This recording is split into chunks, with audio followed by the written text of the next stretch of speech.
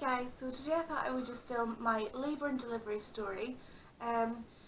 I filmed a bit of it, I'll probably go put it up as a vlog, but once everything started to go and started to happen, we didn't really pick up the camera because we had a midwife with us the whole entire time, so didn't really feel like vlogging when they were there, so that's why it kind of cut off.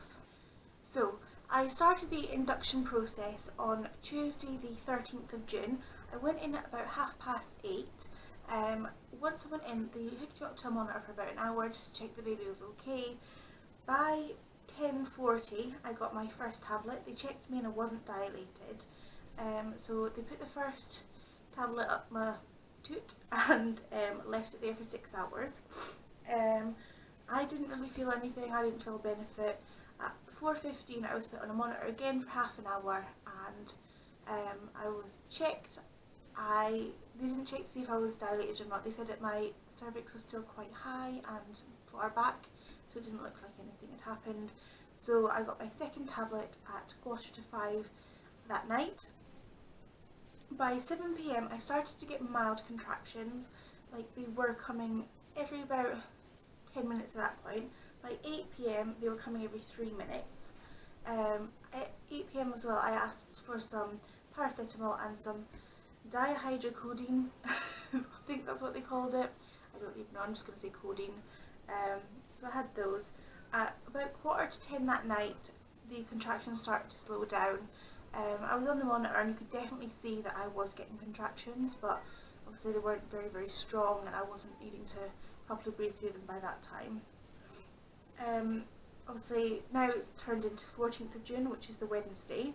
At 1 AM they tried breaking my waters but only dilated to a centimetre, so they just couldn't do it.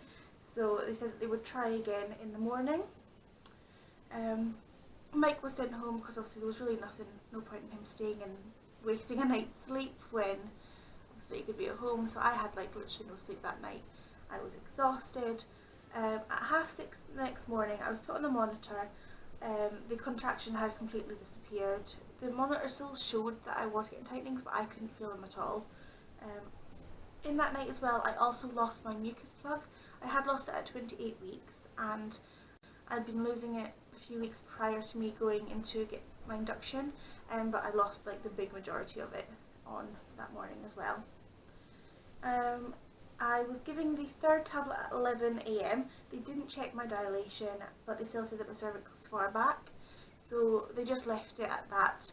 I was meant to be checked again at about 5 o'clock, yeah 5 o'clock, but they were quite busy, so it wasn't until the night shift staff came on that I got checked at 8 o'clock that night. At that one she said it was 2 centimetres, so she was just going to try and break my waters. She said it was going to be uncomfortable, but I was like, just go for it please. So they broke my waters at 8 o'clock. I started getting contractions. I had to breathe through them. I was on the exercise ball, but I was in pain. I said that I wanted to have the epidural as soon as I could, so they said because I'll probably have to be started on the drip, they like to get the epidural in first because the drip can make your contractions more intense than if you were to go in naturally, to have natural labour. So I was given the epidural at 11 PM and the drip was started at around midnight. So now it's technically the 15th of June on the Thursday. I was checked around 3:30 in the morning. I was 6 centimetres. By this point my contractions had started to like make her heart rate go down. Each time I had a contraction they tried to put me on side to side, which is exactly what happened with Laura as well. So I was so scared that everything was going to happen again, what happened with Laura's labour. The doctor said that she was going to come check me again in an hour or 2 hours, and if it was still like that they would check to see what the next plan of action would be, to do a stress test and all that kind of stuff. But while we were waiting for them to come back, it was around 4:45 in the morning, I started to tell the midwife that I could feel pressure in my bum. Obviously I have an epidural, you don't really feel contractions, but I was like, there's definite pressure, I'm wanting to push even though I've got the epidural. And I was like, because it went so long with Laura, I was like, I'm not going to be dilated, but I'm just telling you now. So she checked and she was like, yeah, you're at 10 centimetres. So in an hour and 15 I went up. I was fully dilated. She said that because I had the epidural, they like to wait 2 hours for me to, before I need to push, but she was like, she could see that I was struggling to not push, and she was like, but I can't tell you not to push. If your body is telling you to push, just push, but I personally can't tell you not to. And she was like winking at me, like saying, yeah, you can push, but it's like they're kind of regulations that they have to kind of tell you to wait 2 hours. So by 5:15 I just couldn't handle it any longer, I had to push.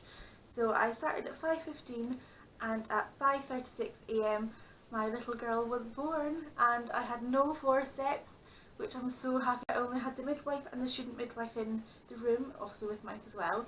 So I didn't have loads of doctors and nurses like last time, which is so much easier. Mike cut the cord was tiny. They waited until it stopped pulsing. I didn't request that, they just said that they wanted to do that. So I waited until it stopped pulsing, and then Mike cut the cord.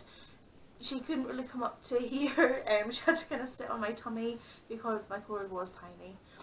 But yeah, it was just so amazing, and I didn't have to have stitches. I did have a 1st degree tear, but she said that the stitches, it probably caused more harm than good, so she just said that she would leave the stitches and they probably will heal itself naturally. So I've had a much better experience with the whole recovery, but I'll do a postpartum update at another date. So yeah, that's my labour and delivery, and thanks for watching. Bye!